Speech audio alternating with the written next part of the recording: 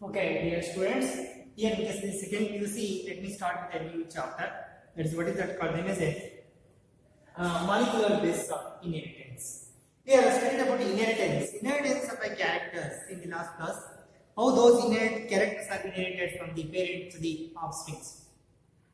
Here, in the last class we studied about how the characters are inherited from the parent to the offspring to the certain factors. Those factors will later we come to know about the genes. Those genes are usually what you call them as inherited from parent to the offspring. They sometimes you can see the recombination will occur due to the genes are not tightly linked. If the genes are tightly linked, there is no possibility of a recombination. Alle, these genes are where these genes are the carriers of hereditary characters. Genes are the segment of DNA.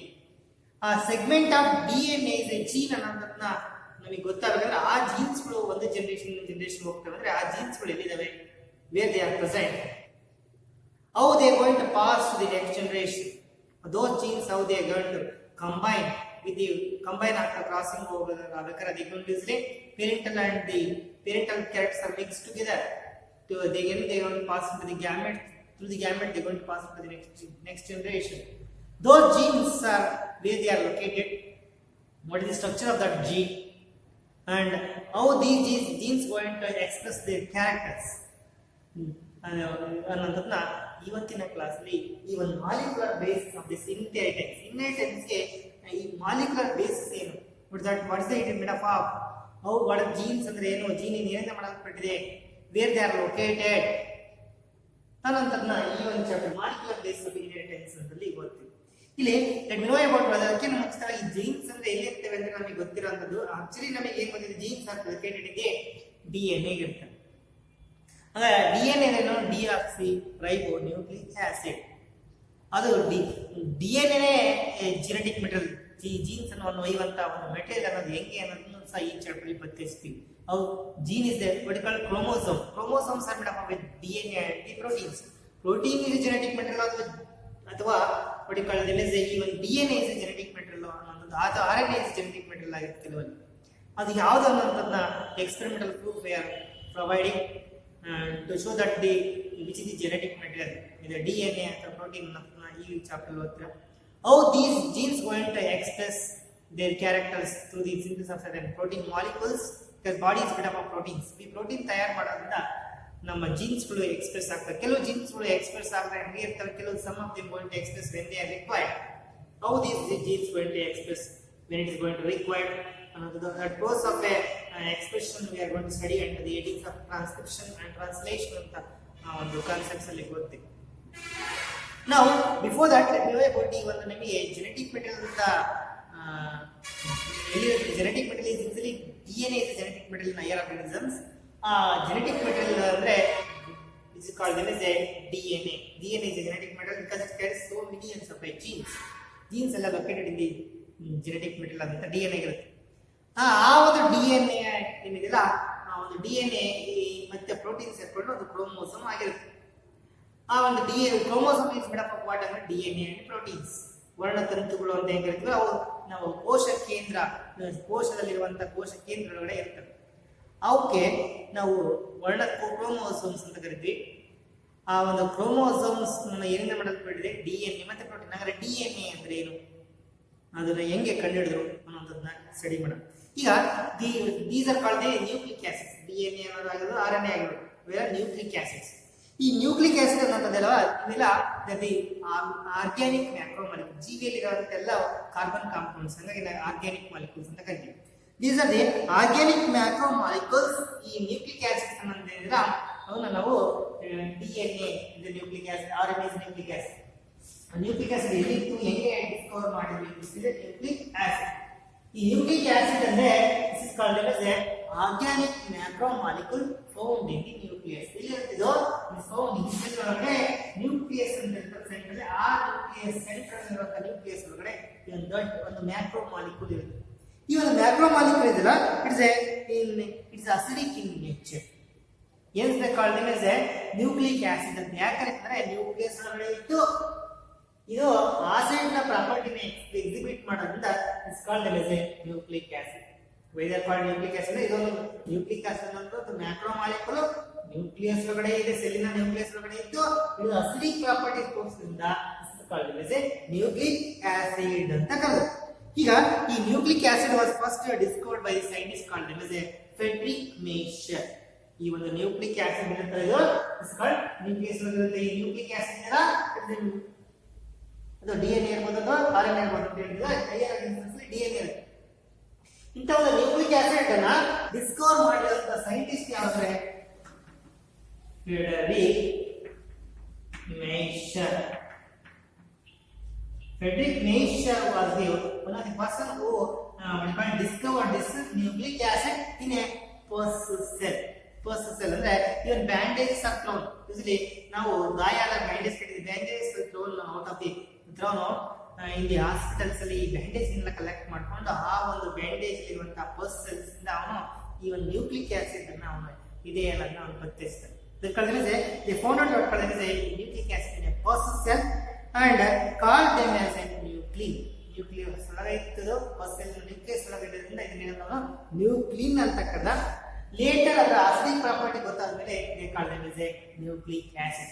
First ಏನಂತ ಕರೆದ ಈ nucleic acid ನ ಈ called them as a nuclein ಅಂತ ಹೇಳಿದ. Nuclein later is called as a nucleic acid because of its property called acidic property and nucleic acid ಅಂತ ಕರೆದಂತ ಒಬ್ಬ another one scientist called as Altman. First nucleic acid called as a nuclein ಅಂತ ಕರೆದ Frederick Meisner. The name nucleic acid was given by another one scientist called as Altman. Altman ಅಂತನೂ ಇದನ್ನ nucleic acid ಅಂತ ಕರೀತಾನೆ. Here there are nucleic acids are of two types. Which are the two types of nucleic acids are there? Usually nucleic acid ಅಲ್ಲಿ ಎರಡು type of nucleic acids ಇದಾವೆ. ಯಾವ ಎರಡು ಅಂದ್ರೆ nucleic acid is of two types. ಈ ಸೆಲ್ಗಳಲ್ಲಿರುವಂತ ಈ nucleic acid ಇದೆಯಲ್ಲ ಅದು ಎರಡು ಟೈಪ್ ಇದೆ. nucleic acids are of two types. Recall this nucleic acid ಅಲ್ಲಿ ಎರಡು types ಯಾವಂದ್ರೆ DNA as well as recall this RNA. DNA and RNA ಅಂತ ಎರಡು ನ್ಯೂಕ್ಲಿಕ್ ಆಸಿಡ್ ಇದೆ. DNA is a deoxyribonucleic acid. RNA is a ribonucleic acid. Ribonucleic acid DNA is a deoxyribonucleic acid. ಈ nucleic acids ಏನಿದಾವಲ್ಲ is made of DNA ಅಥವಾ RNA ಇದೆಲ್ಲ ನಾವು genetic material ಆಗಿ ಕೆಲಸ ಮಾಡೋದು ಜೀನ್ಸ್ ಅದರಲ್ಲೇ ಇರ್ತವೆ ಅಂತ ಗೊತ್ತಾಗುತ್ತೆ ಮುಂದೆ ನೀವು ಓದ್ತಾ. ಈ ಇದರಲ್ಲೇ ಜೆನೆಟಿಕ್ ಮೆಟೀರಿಯಲ್ ನಮ್ಮ ಕ್ಯಾರೆಕ್ಟರ್ಸ್ಗಳು ಎಲ್ಲ ಸಂಬಂಧಪಟ್ಟಂತ ಗುಣಾಣುಗಳನ್ನು ಒಯ್ಯುವಂತ ಜೀನ್ಸ್ಗಳು ಈ ಒಂದು DNA ಆಗಿರ್ತವೆ ಅಂತ ನಿಮಗೆ ಗೊತ್ತಾಗುತ್ತೆ ಹೇಳ್ತಾ ಹೋಗ್ತೇನೆ. ಇಲ್ಲಿ DNA is what called as a deoxyribonucleic acid is a most of the organism most stable genetic material ಆಗಿ ಕೆಲಸ ಮಾಡುವಂತದ್ದು DNA. ಕೆಲವು ಲೋಯರ್ ಆರ್ಗನಿಸಮ್ಸ್ ಅಲ್ಲಿ ಇದು ವೈರಸ್ ಅಂತ ಜೀವಿಗಳಲ್ಲಿ RNA ಜೆನೆಟಿಕ್ ಮೆಟೀರಿಯಲ್. ಇವರು corona virus RNA genetic material ಆಗಿದೆ. RNA is not as stable, it won't change. Okay, corona may get changes ಅಂತ ಹೇಳ್ತಾರೆ. It's like because the RNA is not as stable. ಈಗ RNA ಅನ್ನೋದೇನಿಲ್ಲ, DNA is a long polymer. ಒಂದು ಉದ್ದವಾದಂತ ಒಂದು polymer, not A monomer. ಒಂದು unit ಇಂದ ಮಾಡಲ್ಪಟ್ಟಿಲ್ಲ, ಇದು ಅನೇಕ units ಇಂದ ಮಾಡಲ್ಪಟ್ಟಿದೆ. ಒಂದೊಂದು ಯೂನಿಟ್ಸ್ ಗೆ ಮಾನೋಮರ್ ಅಂತೀವಿ. ಅನೇಕ ಯೂನಿಟ್ಸ್ ಗಳಿದಾವೆ, ಘಟಕಗಳಿದಾವೆ. ಆ ಒಂದೊಂದು ಘಟಕಗಳನ್ನು ನಾವು ಒಟ್ಟಿಕೊಳ್ಳಿ ಮಾನೋಮರ್ ಅಂದ್ರೆ ಅಂತ ಅನೇಕ ಘಟಕಗಳಿಗೆ ಸೇರ್ಕೊಂಡಾಗ ಪಾಲಿಮರ್. ಈಗ DNA is a polymer of deoxyribonucleotides. ಇನ್ನ ಮಾಡಲ್ಪಟ್ಟಿದೆ ಅಂದ್ರೆ ಆ DNA is a polymer. It is made up of what? ಒಂದು ಮೊನೊಮರ್ ಯಾವ ಮಾಡಲ್ಪಟ್ಟಿದೆ? deoxyribonucleotide. ಇದು ಒಂದು ಮಾನೋಮರ್ ಇಂತ ಅನೇಕ ಮಾನೋಮರ್ಸ್ಗಳು ಸೇರಿಕೊಂಡಾಗ ಒಂದು ಪಾಲಿಮರ್ ಆಗುತ್ತೆ. It's called DNA. DNA ಒಂದು ಮಾನೋಮರ್ ನಾವು deoxyribonucleotide ಅಂದ್ರೆ it is A polymer of ಅನೇಕ ಇಂಥ deoxyribonucleotides ಇಂದ ಮಾಡಲ್ಪಟ್ಟಿರುವಂತದ್ದು DNA. Okay, it is A polymer of deoxyribonucleotide. ಅನೇಕ ನ್ಯೂಕ್ಲಿಯೋಟೈಡ್ಸ್ ಗಳು ಸೇರ್ಕೊಂಡು polymer. Okay, polymer of many nucleotides ಅಂತ deoxyribonucleotides ಇಂದ ಮಾಡಲ್ಪಟ್ಟಿದೆ. ಇಲ್ಲಿ length of the DNA depends upon the number of deoxyribonucleotides. ಇದರ ಎಷ್ಟಿದೆ DNA ಲೆಂತ್ DNA ಅನ್ನೋದು ಡಬಲ್ ಸ್ಟ್ಯಾಂಡ್ ಸ್ಟ್ರಕ್ಚರ್ ಇದು. ಇದರ ಲೆಂತ್ ಯಾವ್ದನ್ನ ಡಿಪೆಂಡ್ ಆಗಿದೆ, ಈ ವ್ಯಕ್ತಿಯ ಏನನ್ನ ಡಿಪೆಂಡ್ ಆಗಿದೆ. Depends upon the number of deoxyribonucleotide and also characteristic feature of a DNA. DNA ಒಂದು ಕ್ಯಾರೆಕ್ಟರ್ಸ್ ಏನಿದೆ depends upon the length of the DNA. Characteristic feature of what called is organism. ಯಾವುದೇ ಒಂದು ಜೀವಿಯ ಕ್ಯಾರೆಕ್ಟರ್ ಯಾರ ಮೇಲೆ depend ಆಗಿದೆ, ಈ DNA length ಮೇಲೆ ಡಿಪೆಂಡ್ ಆಗಿದೆ.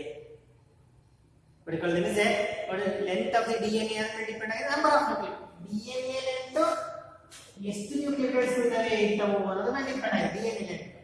ಯಾವುದೇ ಒಂದು ಜೀವಿಯ ಕ್ಯಾರೆಕ್ಟರ್ ಯಾರ ಮೇಲೆ ಡಿಪೆಂಡ್ ಆಗಿದೆ, but also that is depend upon the length of this DNA.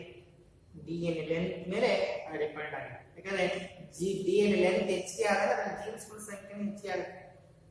Length ಕಡಿಮೆ ಆದ್ರೆ ಜೀನ್ಸ್ಗಳು ಕಡಿಮೆ ಇರ್ತವೆ. ಲೋಯರ್ ಆರ್ಗನಿಸಮ್ಸ್ DNA ಲೆಂತ್ ಕಡಿಮೆ ಇರುತ್ತೆ ಬಿಕಾಸ್ ಅವು ಕೆಲವೇ ಕ್ಯಾರೆಕ್ಟರ್ಸ್ ಹೆಚ್ಚಿಗೆ ದೊಡ್ಡ ಕಾಂಪ್ಲೆಕ್ಸ್ ಜೀವಿಗಳು ಹೋದಾಗ ಲೆಂತ್ ಹೆಚ್ಚಿಗೆ ಆಗ್ತಿರ್ತದೆ, ಹೆಚ್ಚಿನ ಕ್ಯಾರೆಕ್ಟರಿಸ್ಟಿಕ್ಸ್ ಅದು ಎಕ್ಸಿಬಿಟ್ ಮಾಡುತ್ತೆ. ಹಾಗಾಗಿ characteristic of an organism depends upon the length of this DNA. Length of DNA ಮೇಲೆ ಡಿಪೆಂಡ್ ಆಗಿದೆ. ಲೆಂತ್ ಆಫ್ DNA ಮೇಲೆ ಡಿಪೆಂಡ್ ಆಗಿದೆ. ಎಷ್ಟು ನ್ಯೂಕ್ಲಿಯೋಟೈಡ್ಸ್ ಇದಾವೆ ನ್ಯೂಕ್ಲಿಯೋಟೈಡ್ಸ್ ಮೇಲೆ ಡಿಪೆಂಡ್ ಆಗಿದೆ. ಇಲ್ಲಿ ಫಾರ್ ಎಕ್ಸಾಂಪಲ್ ಉದಾಹರಣೆ ಹೇಳ್ಬೇಕಂದ್ರೆ ಬ್ಯಾಕ್ಟೀರಿಯೋಫೇಸ್ ಲ್ಯಾಂಬ್ಡಾ 174 ಅನ್ನುವಂತ ಒಂದು ಬ್ಯಾಕ್ಟೀರಿಯೋಫೇಸ್ ಅಂದ್ರೆ it's a virus which will infect bacteria virus. ಆ ವೈರಸ್ ಯಾವುದು ಲ್ಯಾಂಬ್ಡಾ 174 ಅನ್ನುವಂತ ಒಂದು bacteriophage. It is made of what called is 5386 nucleotides. ಒಂದು ಯಾವುದೋ ಒಂದು ಬ್ಯಾಕ್ಟೀರಿಯೋಫೇಸ್ ಅಂತ ಒಂದು ಲ್ಯಾಂಬ್ಡಾ ಬ್ಯಾಕ್ಟೀರಿಯೋಫೇಸ್ ಯಾವ್ದು ಒಂದು ಉದಾಹರಣೆ ಜೀವಿ virus. what you call this is bacteriophage lambda 174. it is made up of how many nucleotides, 5300. what you call this is 86 nucleotides ನ ಮಾಡಲ್ಪಟ್ಟಿದೆ. ನ್ಯೂಕ್ಲಿಯೋಟೈಡ್ಸ್ ಅಂದ್ರೆ ಇದರಲ್ಲಿ ಇರುವಂತ ನ್ಯೂಕ್ಲಿಯೋಟೈಡ್ಸ್ ಇಷ್ಟೇ ಡಿಆಕ್ಸಿರೈಬೋನ್ಯೂಕ್ಲಿಯೋಟೈಡ್ಸ್. ನ್ಯೂಕ್ಲಿಯೋಟೈಡ್ಸ್ ಇಷ್ಟಿದೆ. ಡಿಆಕ್ಸಿ ಅಂತ ಗೊತ್ತಿಲ್ಲ, ರೈಬೋನ್ಯೂಕ್ಲಿಯೋಟೈಡ್ ಅಂತ ಗೊತ್ತಿದೆ. ಜೆನೆಟಿಕ್ ಮೆಟೀರಿಯಲ್ ಇದ್ರೆ RNA ಇದೆ ರೈಬೋನ್ಯೂಕ್ಲಿಯೋಟೈಡ್ಸ್, DNA ಇದೆ ಡಿಆಕ್ಸಿರೈಬೋನ್ಯೂಕ್ಲಿಯೋಟೈಡ್ಸ್. ಇಲ್ಲಿ ಇಷ್ಟು ನ್ಯೂಕ್ಲಿಯೋಟೈಡ್ಸ್ ಇದೆ. ಒಂದೊಂದು ನ್ಯೂಕ್ಲಿಯೋಟೈಡ್ಸ್ ಗಳು ಎಷ್ಟಿದಾವೆ ಅಂತವು 5000 ಇದಾವೆ. 5386 ನ್ಯೂಕ್ಲಿಯೋಟೈಡ್ ನ ಮಾಡಲ್ಪಟ್ಟಿದೆ. ಅದು ಬ್ಯಾಕ್ಟೀರಿಯೋಫೇಸ್ ಲ್ಯಾಂಬ್ಡಾ. ಹಂಗೆ ಬ್ಯಾಕ್ಟೀರಿಯೋಫೇಸ್ ಲ್ಯಾಂಬ್ಡಾ ನಾವು ನ್ಯೂಕ್ಲಿಯೋಟೈಡ್ಸ್ ನೋಡಿದಾಗ ಬೇಸ್ ನೋಡಿ, ಒಂದೊಂದು ನ್ಯೂಕ್ಲಿಯೋಟೈಡ್ಸ್ ಅಲ್ಲಿ ಒಂದೊಂದು ನೈಟ್ರೋಜನ್ ಬೇಸ್ ಇರ್ತವೆ. Nucleotide is madam base sugar phosphate ಹೇಳ್ತೀವಿ. ನ್ಯೂಕ್ಲಿಯೋಟೈಡ್ ಏನು ಮಾಡಲ್ಪಟ್ಟಿದೆ, ಒಂದು ಬೇಸ್, ಒಂದು ಶುಗರ್, ಒಂದು ಫಾಸ್ಫೇಟ್. ಆ ನೈಟ್ರೋಜನ್ ಬೇಸ್ ಇದೆ, ನೈಟ್ರೋಜನ್ ಬೇಸ್, ಶುಗರ್, ಫಾಸ್ಫೇಟ್. ಆ ನೈಟ್ರೋಜನ್ ಬೇಸ್ ಇದಾವೆ 4 ನೈಟ್ರೋಜನ್ ಬೇಸ್ ಅವೇ ಮಿಕ್ಸ್ ಅಪ್ ಆಗಿ ಬೇರೆ ತರ ಕಂಬೈನ್ ಆಗಿ ಅನೇಕ ನ್ಯೂಕ್ಲಿಯೋಟೈಡ್ಸ್ ಆಗಿರ್ತವೆ. ಬೇಸಿಕಲಿ 4 ನ್ಯೂಕ್ಲಿಯೋಟೈಡ್ಸ್ ಅವು ಸೀಕ್ವೆನ್ಸ್ ಗಳಲ್ಲಿ ಬೇರೆ ಬೇರೆ ತರ ಇರ್ತವೆ. ಒಂದ್ಸಲಿ ಒಂದು ನ್ಯೂಕ್ಲಿಯೋಟೈಡ್ ಇರ್ಬೋದು, ಇನ್ನೊಂದು ಕಡೆ ಇನ್ನೊಂದು. ಇದು ಸೀಕ್ವೆನ್ಸ್ ವೇರಿಯೇಷನ್ ಆಗ್ತಾ ಹೋಗುತ್ತೆ. ಅಂದ್ರೆ ಬೇಸಿಕಲಿ ಎಲ್ಲವೂ ಮಾಡಲ್ಪಟ್ಟಿರೋದು 4 ನ್ಯೂಕ್ಲಿಯೋಟೈಡ್ಸ್ ಇಂದ. ಆ 4 ನ್ಯೂಕ್ಲಿಯೋಟೈಡ್ಸ್ ಗಳ ಸಂಖ್ಯೆ ಹೆಚ್ಚಿರ್ಬೋದು.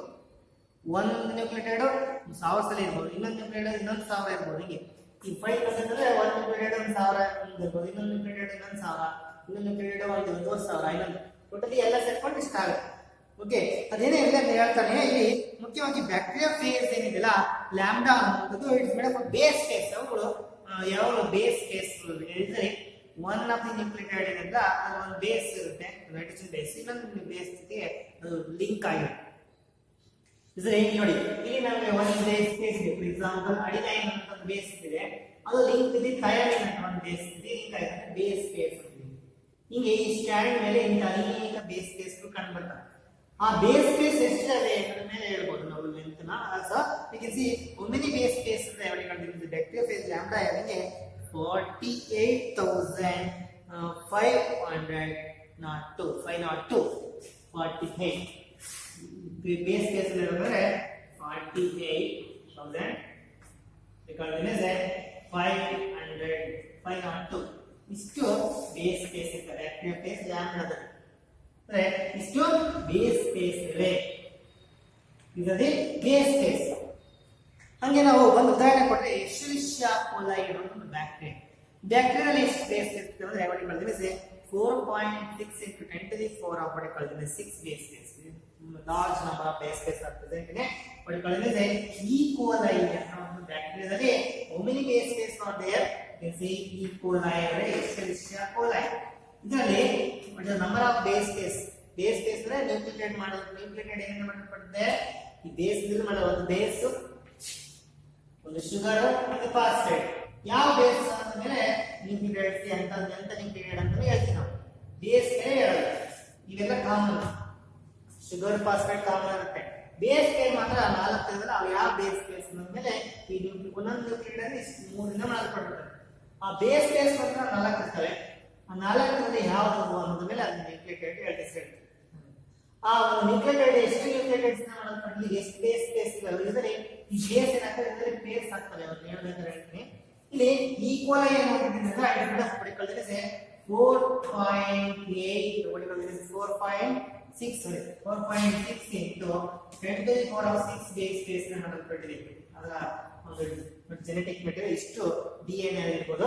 ಅದರ ಅವಳಿಗೆ ಜೆನೆಟಿಕ್ ಮೆಟೀರಿಯಲ್ ಏನು ಮಾಡಲ್ಪಟ್ಟಿದೆ 4.6 into 10 to the power of 6 base pairs ಮಾಡಲ್ಪಟ್ಟಿದೆ.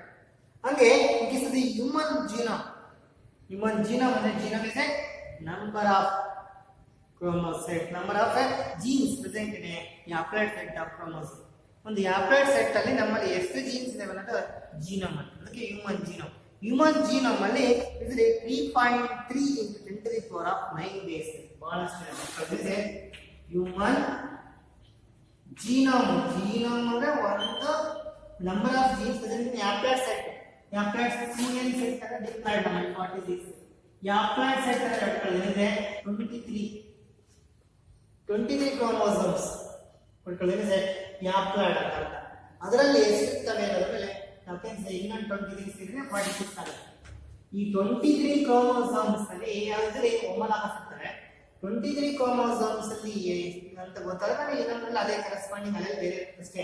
ಹಾಗಾಗಿ ಅದಕ್ಕೆ ಹೇಳ್ತಾನೆ ನಂಬರ್ ಆಫ್ ಜೀನ್ಸ್ ಪ್ರೆಸೆಂಟ್ ಇದೆ ಹುಡುಕೊಳ್ಳೋದೇ haploid set ಅಲ್ಲಿ ಎಷ್ಟು ಜೀನ್ಸ್ ಇದಾವೆ ಅನ್ನೋದನ್ನ ನಾವು ಹುಡುಕೊಳ್ಳೋದೇ ಜೀನೋಮ್ ಅಂತ. ಮನುಷ್ಯ ಹ್ಯೂಮನ್ ಜೀನೋಮ್.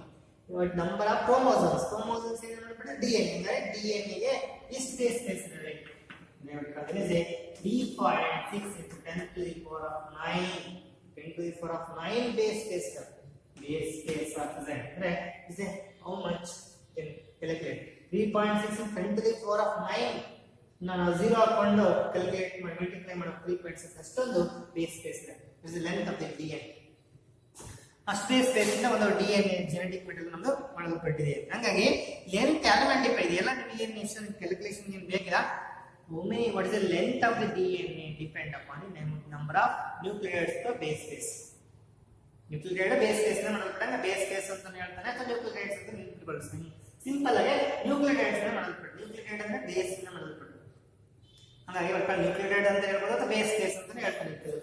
ಇಲ್ಲಿ length of the DNA depends upon the number of base pairs nucleotides ಇಂದ ಮಾಡಲ್ಪಟ್ಟಿದೆ ಅನ್ನೋದು. ಅದಕ್ಕೆ ಯಾವುದೇ ಒಂದು ಜೀವಿಯ ಕ್ಯಾರೆಕ್ಟರ್ಸ್ ಅದು ಯಾವುದ್ರ ಮೇಲೆ ಡಿಪೆಂಡ್ ಅಪಾನ್ ದಿ DNA ಮೇಲೆ ಡಿಪೆಂಡ್. ಇಷ್ಟು ತಿಳ್ಕೊಳ್ಳಿ. ಇದರ ಯೂಸ್ನೆ ಮೇನ್ಲಿ ಇವು ಎಲ್ಲಿರ್ತವೆ ಈ ಒಂದು ನ್ಯೂಕ್ಲಿಕ್ ಆಸಿಡ್ ಎಲ್ಲಿದ್ದಾವೆ ಅಂತ ಹೇಳಿದ್ರೆ found in the cell. Cell ಒಳಗೆ ನ್ಯೂಕ್ಲಿಯಸ್ ಒಳಗಡೆ ಇರುತ್ತೆ. ಯೂಸ್ಲಿ ಎಲ್ಲಿರ್ತವೆ ನ್ಯೂಕ್ಲಿಯಸ್ ಆಫ್ ದ ಸೆಲ್.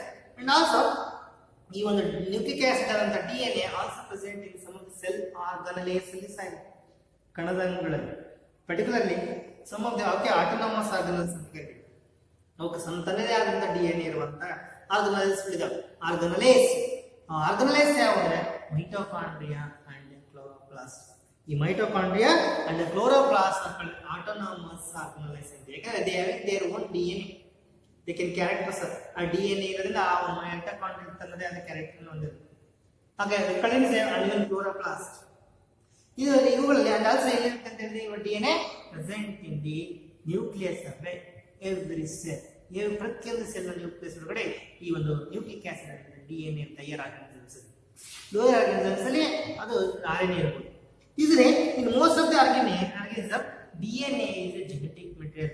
ಆ ಅದೇ ಜೀನ್ಸ್ ನಮ್ಮ ಕ್ಯಾರೆಕ್ಟರ್ ಒಯ್ಯುವಂತ ಜೆನೆಟಿಕ್ ಮೆಟೀರಿಯಲ್ ಅದು DNA is a genetic material ಆಗಿರುತ್ತೆ ನಮ್ದು. And it can control our hereditary character.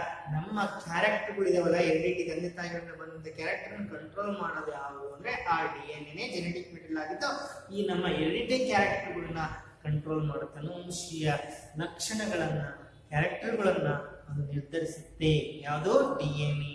ಆ DNA ಹಂಗಾರೆ ಏನಂತಾರೆ? ಜೀನ್ಸ್ ಇರ್ತವೆ. ನಮ್ಮ ಜೆನೆಟಿಕ್ ಮೆಟೀರಿಯಲ್ ಆಗಿದೆ, ಜೀನ್ಸ್ ಇದಾವೆ ಅನ್ನೋದು ನೆನ್ಪಿಟ್ಕೋಬೇಕು. ಇದೆ ಅಂತ ಒಂದು DNA ಅನ್ನೋಂಥದ್ದು ಏನಿಂದ ಮಾಡಲ್ಪಟ್ಟಿದೆ? ನಾನು ಹೇಳಿದೆ, ಆಲ್ರೆಡಿ ಹೇಳಿದೀನಿ. It is made of sugar, it is made of sugar, it is made of base and also phosphate. ಆ ಶುಗರ್ ಯಾವ ಶುಗರ್ ಅಂದ್ರೆ ಪೆಂಟೋ ಶುಗರ್. 5 ಕಾರ್ಬನ್ ಆಟಮ್ ಇಂದ ಮಾಡಲ್ಪಟ್ಟಿದೆ ಒಂದು ಶುಗರ್. ಹಾಗಾಗಿ DNA is made up of what? DNA is made up of following components. ಇಂದ ಮಾಡಲ್ಪಟ್ಟಿದೆ DNA. DNA is made up of what are the components of DNA? It is made up of sugar. ಯಾವ sugar? ಪೆಂಟೋ sugar ಇಂದ ಮಾಡಿದೆ. Pentose sugar ಇಂದ ಮಾಡಲ್ಪಟ್ಟಿದೆ. It also made up of what is a nitrogen base, nitrogen base, and also it is made of what is a phosphate. ಇವು ಒಂದು DNA ಯ components. What are the components of the phosphate group is present? Component of a DNA ಅಂದ್ರೆ ಈ ಮೂರು ವಸ್ತುಗಳಿಂದ ಮಾಡಲ್ಪಟ್ಟಿರುತ್ತೆ. Sugar, ಯಾವುದು? Pentose sugar, nitrogen base and the phosphate ಇಂದ ಮಾಡಲ್ಪಟ್ಟಿದೆ. Let me study one by one. ಅಂದ್ರೆ ಪೆಂಟೋಸ್ ಶುಗರ್ ಅಂದ್ರೆ ಹೇಗಿರುತ್ತೆ? DNA ಯಾವ ಶುಗರ್ ಇದೆ, RNA ಯಾವ ಶುಗರ್ ಇದೆ ಅಂತ ಗೊತ್ತಿರಬೇಕು.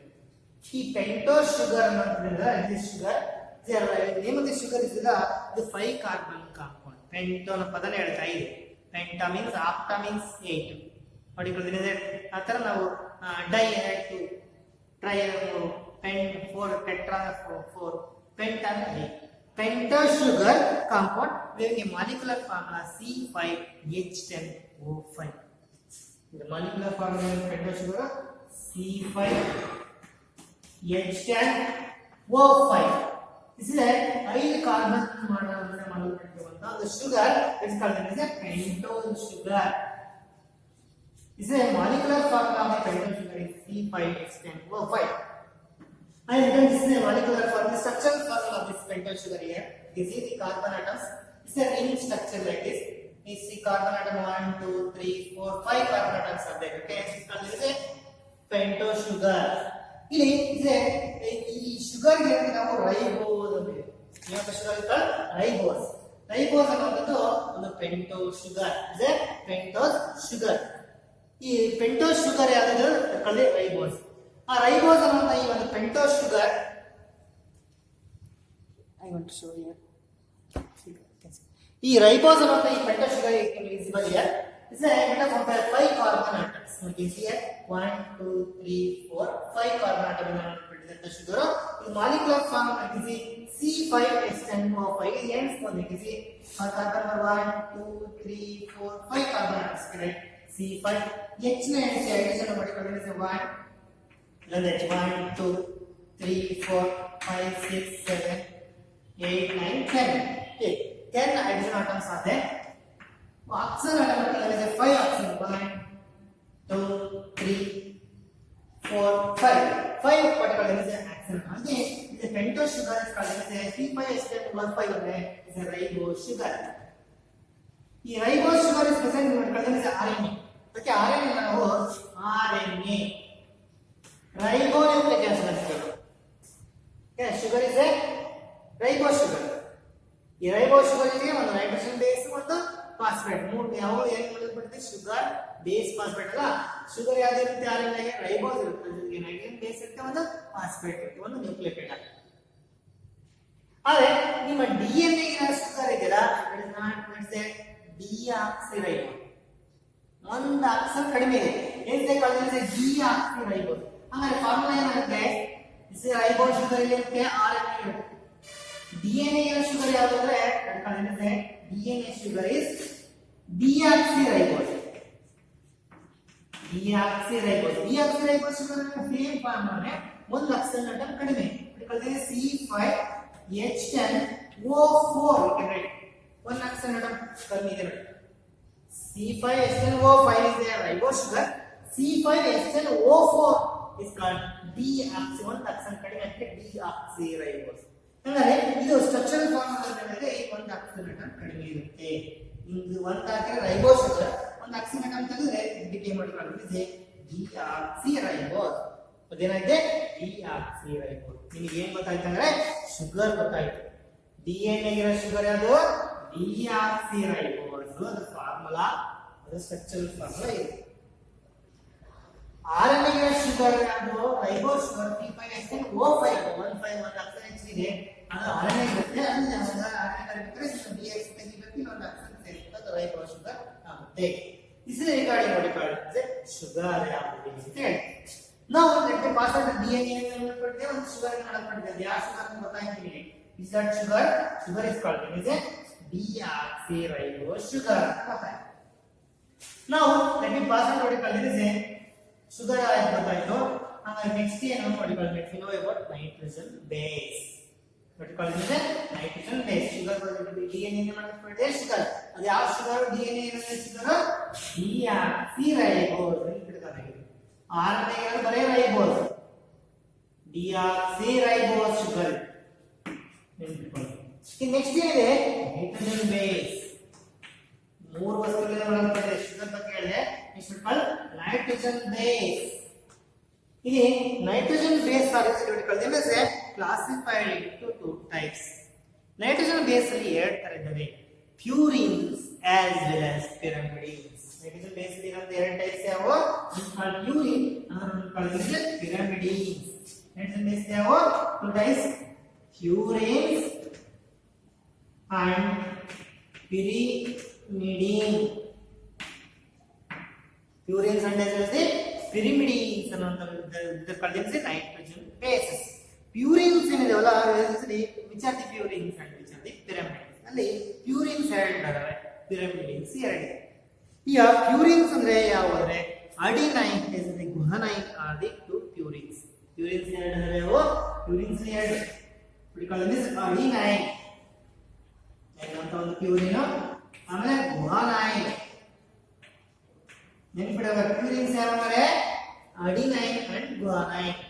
Pyrimidines ಅಲ್ಲಿ ಎರಡು ಇದಾವೆ ಅಂದ್ರೆ pyrimidines ಅಲ್ಲಿ ಎರಡು ಯಾವಂದ್ರೆ ಅಂದ್ರೆ thiamine as well as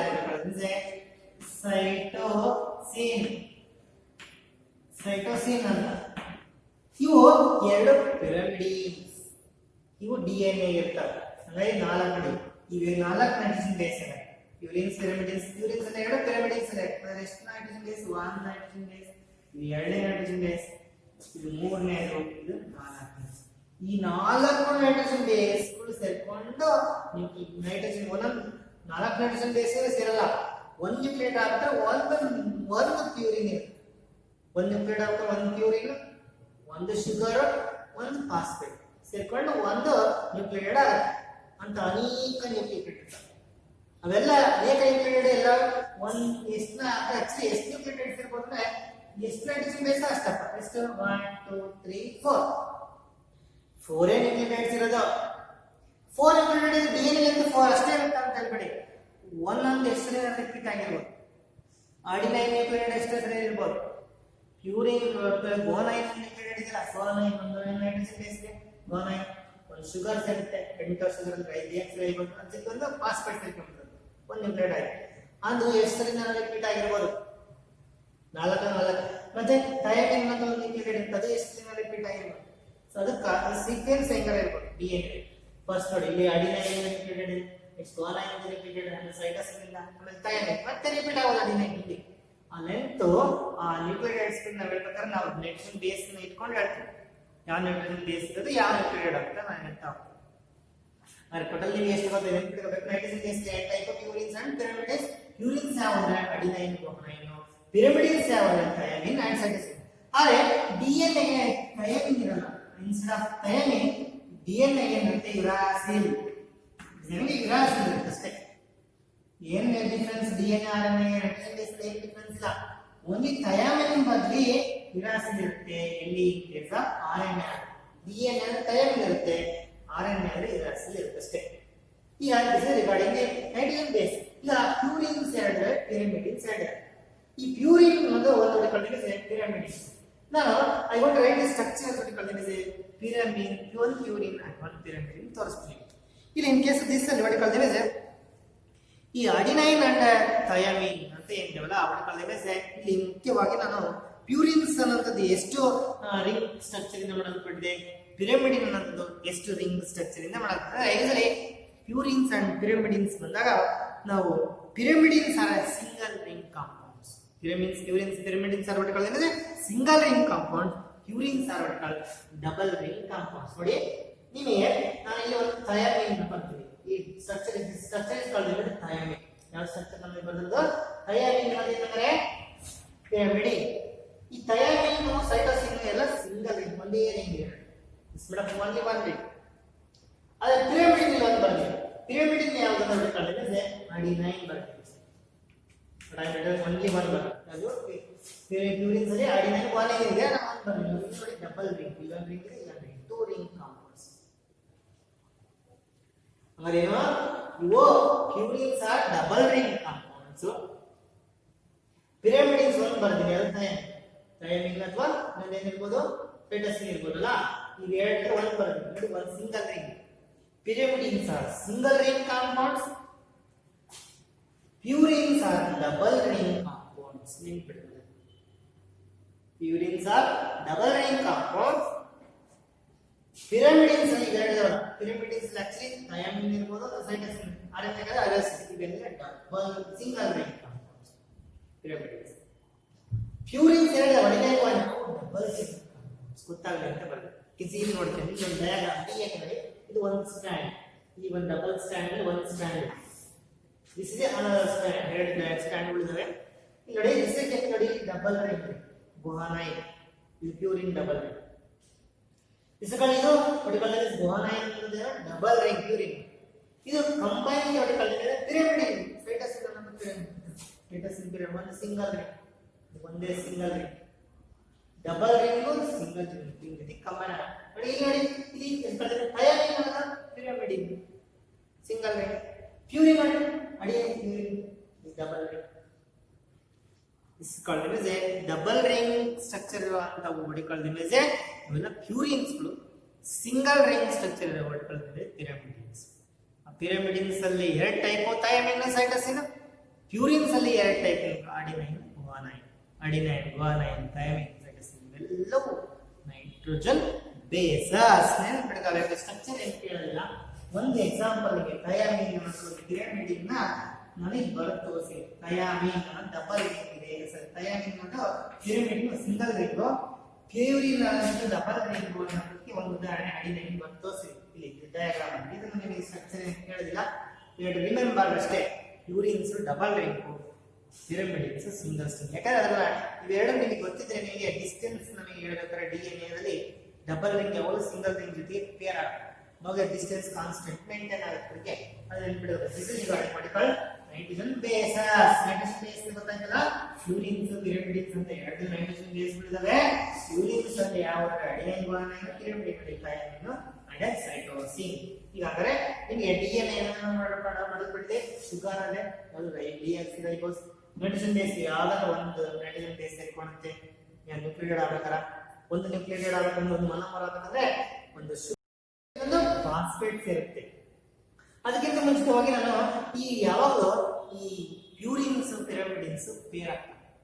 ಅಲ್ಲಿ ಏನಾಗುತ್ತೆ ಅಡಿನೈನ್ ಅಂತ ಏನಿಲ್ಲ, ಅದು ಪ್ಯೂರಿನ್ ಕಂಬೈನ್ ಥಯಾಮಿನ್ ಜೊತೆಗೆ ಸೇರ್ಕೊಳ್ಳುತ್ತೆ.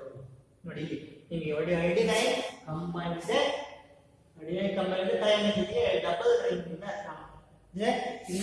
two bonds to establish this is a adenine pairs with the thymine by two hydrogen bonds na pair ಆಗುತ್ತೆ. ಹಂಗೆ guanine base pairs with the cytosine by three hydrogen bonds. ಗುಹಾನೈನ್ ಏನಿದೆ cytosine ಜೊತೆಗೆ ಸೇರ್ಕೊಳ್ಳುತ್ತೆ by means of three hydrogen bonds. You can see visible ಅನ್ಸುತ್ತೆ. You can see the color three hydrogen bonds and this is called guanine. Blue ನಿಮಗೆ ಏನು ಕಾಣಿದಿಲ್ಲ, blue ಇದೆಲ್ಲ guanine. ಇಲ್ಲಿ yellow colour ಇದೆ, cytosine by 3 hydrogen bond. ನೆನಪಿಡಬೇಕು.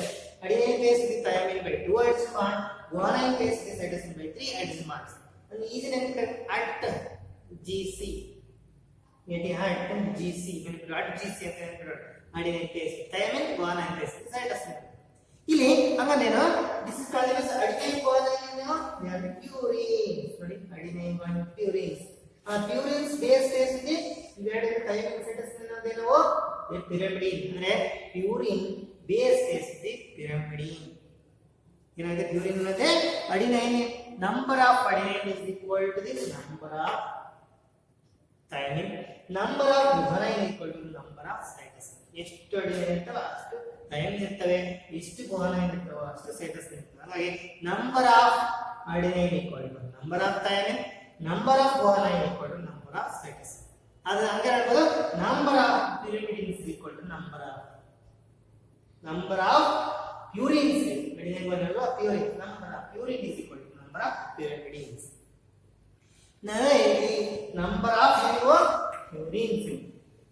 purines ಎಷ್ಟಿರ್ತಾವೋ ಅಷ್ಟೇ pyrimidine ಇರ್ತವೆ ಅಂತ ಹೇಳ್ಬೋದು number of purines equal to number of pyrimidine ಅಥವಾ number of adenine equal to number of thymine number of guanine equal to number of cytosine ಇರ್ತವೆ okay A equals what you call it T G equals to what you call it C ಅದನ್ನ ನಾವು AG purine A plus G ನ number of purines is equal to number of pyrimidines ಅಲ್ಲ T plus C the number of purines is equal to number of pyrimidines this is called as a Chargaff's base equivalence rule ಇದನ್ನ ನಾವು Chargaff's ನ base equivalence ನೋಡಿ ಈ base purines ಎಷ್ಟು base ಇದಾವೆ ಅಷ್ಟೇ pyrimidines ಇರ್ತವೆ ಅದಕ್ಕೆ Chargaff's base equivalence rule ಅಂತ ಇದನ್ನ ಏನಂತ ನಾವು Chargaff's base equivalence rule Chargaff's base equivalence ಅಂದ್ರೆ adenine ಎಷ್ಟು ಅಷ್ಟೇ thymine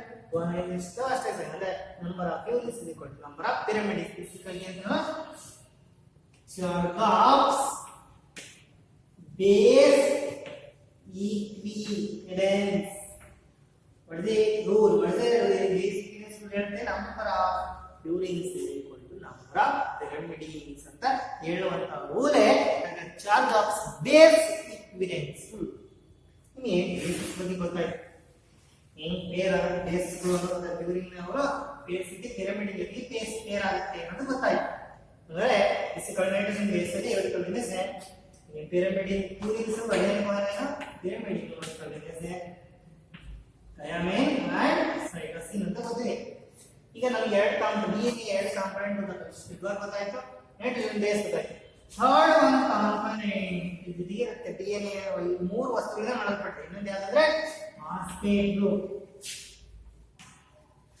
ಫಾಸ್ಫೇಟ್ ಗ್ರೂಪ್ ಇದರಲ್ಲಿ ಅದು ಯಾವ್ದು ಇದರಲ್ಲಿ H3PO4 ಗ್ರೂಪ್ ಇದು ಫಾಸ್ಫೇಟ್ ಗ್ರೂಪ್ ಇಲ್ಲಿ ಯೂಶಲಿ ಏನಂದ್ರೆ ಶುಗರ್ ಏನಿದೆ ಫಾಸ್ಫೇಟ್ ಶುಗರ್ ಅನ್ನೋದೇನಿಲ್ಲ ಫಾಸ್ಫೇಟ್ ಗ್ರೂಪ್ ಯಾವುದು H3PO4 ಅಂದ್ರೆ ಫಾಸ್ಫೋರಿಕ್ ಆಸಿಡ್ H3PO4 ಅಂದ್ರೆ ಫಾಸ್ಫೋರಿಕ್ ಆಸಿಡ್ ಅಂದ್ರೆ sugar nitrogen base combine with acid ಕಳೆದಿದೆ phosphoric acid acid phosphoric acid ಇದನ್ನ ಈಗ ನ್ಯೂಕ್ಲಿಯಿಕ್ ಆಸಿಡ್ ಅಂತ ಕರೀತೀವಿ ಯಾಕಂದ್ರೆ ಆಸಿಡ್ ನ ಕ್ಯಾರೆಕ್ಟರ್ ಡಿಸೈಡ್ ಮಾಡೋದು phosphate group because phosphate is derived from this phosphoric acid ಅನ್ನೋ ಗ್ರೂಪ್ ಇಂದ ಡಿರೈವ್ ಆಗಿರುತ್ತೆ ಆ ಗ್ರೂಪ್ ಜೊತೆ ನೈಟ್ರೋಜನ್ ಬೇಸ್ ಒಂದು ಶುಗರ್ ಸೇರ್ಕೊಂಡ್ಬಿಡುತ್ತೆ ಒಂದು ನೈಟ್ರೋಜನ್ ಬೇಸ್ ಒಂದು ಶುಗರ್ ಒಂದು ಫಾಸ್ಫೇಟ್ ಗ್ರೂಪ್ ಅವಾಗ ಕಳೆದ ಸೇಮ್ ಒಂದು ನ್ಯೂಕ್ಲಿಯೇಟೆಡ್ ಅಂತ ಅನೇಕ ನ್ಯೂಕ್ಲಿಯೇಟೆಡ್ಸ್ಗಳು ಸೇರ್ಕೊಂಡು ಒಂದಷ್ಟು DNA ಸ್ಟ್ಯಾಂಡ್ ತಯಾರು ಅಂತ ಎರಡು DNA ಸ್ಟ್ಯಾಂಡ್ಗಳು ಆಂಟಿ ಪ್ಯಾರಲ್ ಆಗಿರ್ತಾವೆ DNA ಅಂತ ಹೇಳ್ತೀನಿ ಇಲ್ಲಿ ರಿಗಾರ್ಡಿಂಗ್ ಮಾಡಿಕೊಳ್ಳೋದ್ರೆ ಶುಗರ್ ಅಸಿಡಿಕ್ ಪ್ರಾಪರ್ಟಿ ಯಾಕಿದೆ DNA ಅಂದ್ರೆ ಕ್ಷಾರೀಯ ಗುಣ ಬಿಕಾಸ್ ಫಾಸ್ಫೋರಿಕ್ ಆಸಿಡ್ ಇದೆ ಅದಕ್ಕೆ ಕ್ಷಾರೀಯ ಗುಣ ಮಾಡಿಕೊಳ್ಳೋದ್ರೆ ಆಮ್ಲ ಗುಣ ಆಮ್ಲ ಗುಣ ಯಾಕಿದೆ ಅಂದ್ರೆ ಇದು ಫಾಸ್ಫೋರಿಕ್ ಆಸಿಡ್ ನ ಇರೋದು regarding these are the three what you call it say components from which the DNA is made up of ಇದೆಲ್ಲ ಸೇಮ್ ಇರ್ತವೆ ಈ RNA ಮಾತ್ರ DX ಮತ್ತೆ ರೈಬೋಸ್ ಇರುತ್ತೆ ನಾವು what you call it is ಒಂದು ನ್ಯೂಕ್ಲಿಯೋಸೈಡ್ ಅಂತ ಏನು ನ್ಯೂಕ್ಲಿಯೋಟೈಡ್ ಒಂದು ನ್ಯೂಕ್ಲಿಯೋಟೈಡ್ ಇಂದಲೇ ಮಾಡಲ್ಪಟ್ಟಿದೆ DNA ಮೇಲೆ ಹಾಗಾದ್ರೆ ವಾಟ್ ದಟ್ ನ್ಯೂಕ್ಲಿಯೋಟೈಡ್ ಅಂದ್ರೆ ಅದಕ್ಕಿಂತ ಮುಂಚೆ ನ್ಯೂಕ್ಲಿಯೋಸೈಡ್ ಆಗಿ ಆಮೇಲೆ ನ್ಯೂಕ್ಲಿಯೋಟೈಡ್ಸ್ ಬಗ್ಗೆ ಹೇಳ್ತೀವಿ That's why regarding the different what you call this ಒಂದು DNA is a macromolecule is made up of a monomer number of monomeric units ನ ಮಾಡಲ್ಪಟ್ಟಿದೆ ಯಾವ್ದು ನ್ಯೂಕ್ಲಿಯೋಟೈಡ್ಸ್. ಆ ನ್ಯೂಕ್ಲಿಯೋಟೈಡ್ಸ್ ಮೂರು ವಸ್ತುಗಳಿಂದ ಮಾಡಲ್ಪಟ್ಟಿರುತ್ತೆ. ಅದನ್ನು ನಾನು ನೆಕ್ಸ್ಟ್ ಕ್ಲಾಸ್ ಹೇಳ್ತಾ ಹೋಗ್ತೀನಿ. ನೋಡಿ ಇಲ್ಲಿ ಹೇಳ್ಬೇಕಾ ಇದಿಸಿ ಮೇಂಟೈನ್ ಬೇಸ್ಗೆ ಪ್ಯೂರಿನ್ಸ್ ಅಂದ್ರೆ ಅಡಿನೈನ್ ಗುವಾನೈನ್, ಪಿರಿಮಿಡಿನ್ಸ್ ಅಂದ್ರೆ ಥೈಮಿನ್ ಸೈನ್ಸ್, ಆಮೇಲೆ ಶುಗರ್ ಯಾರು ಡಿಯಾಕ್ಸಿರೈಬೋಸ್ ಇರುತ್ತೆ. ಒಂದು ನೀವು ಪಾಸ್ ಮಾಡಿರ್ತಾರೆ. ನ್ಯೂಕ್ಲಿಯೋಸೈಡ್ ಅಂದ್ರೆ ಏನು? ನ್ಯೂಕ್ಲಿಯೋಟೈಡ್. ಶುಗರ್ ಮತ್ತೆ ಬೇಸ್ ಸೇರಿದ್ರೆ ನ್ಯೂಕ್ಲಿಯೋಸೈಡ್. ಶುಗರ್ ಬೇಸ್ ಸೇರಿರ್ತದ ಆ ಒಂದು sugar and the base. Sugar base ಸೇರಿದ್ರೆ ನ್ಯೂಕ್ಲಿಯೋಸೈಡ್. ನ್ಯೂಕ್ಲಿಯೋಸೈಡ್ ಫಾಸ್ಫೇಟ್ ಚಿಕಿತ್ಸೆ ನ್ಯೂಕ್ಲಿಯೋಟೈಡ್. ಶುಗರ್ ಬೇಸ್ ಬರೇ ಶುಗರ್ ಬೇಸ್ ನ್ಯೂಕ್ಲಿಯೋಸೈಡ್. ಆ ನ್ಯೂಕ್ಲಿಯೋಸೈಡ್ ಏನಾರ ಫಾಸ್ಫೇಟ್ ಚಿಕಿತ್ಸೆ ಮಾಡ್ರೆ ಅಥವಾ ಬೇಸು ಶುಗರ್ ಫಾಸ್ಫೇಟ್ ಮೂರು ಸೇರಿದ್ರೆ ನಾವು ನ್ಯೂಕ್ಲಿಯೋಟೈಡ್ಸ್ ಅಂತ ಕರಿತೀವಿ. ಆ ನ್ಯೂಕ್ಲಿಯೋಟೈಡ್ಸ್ ಹೆಂಗಾಗುತ್ತೆ ರಚನೆ ಅನ್ನೋದನ್ನ ನೆಕ್ಸ್ಟ್ ಕ್ಲಾಸ್ ಅಲ್ಲಿ I want to discuss. With this I want brief introduction about what the components of a DNA ಅನ್ನೋದನ್ನ ಡಿಸ್ಕಸ್ ಮಾಡಿದೀನಿ. ಉಳಿದಂತೆ ನೆಕ್ಸ್ಟ್ ಕ್ಲಾಸ್ ಅಲ್ಲಿ ಆ ನ್ಯೂಕ್ಲಿಯೋಸೈಡ್ ನ್ಯೂಕ್ಲಿಯೋಟೈಡ್ಸ್ ಅಂದ್ರೆ ಏನು, ಒಂದು ಪಾಲಿನ್ಯೂಕ್ಲಿಯೋಟೈಡ್ ಸ್ಟ್ಯಾಂಡ್ ಹೆಂಗ್ ರಚನೆ ಆಗುತ್ತೆ, ಆಮೇಲೆ ಡಬಲ್ ಹೆಲಿಕಲ್ ಸ್ಟ್ರಕ್ಚರ್ DNA ಹೆಂಗಿದೆ ಅನ್ನೋದನ್ನ I want to discuss in next class.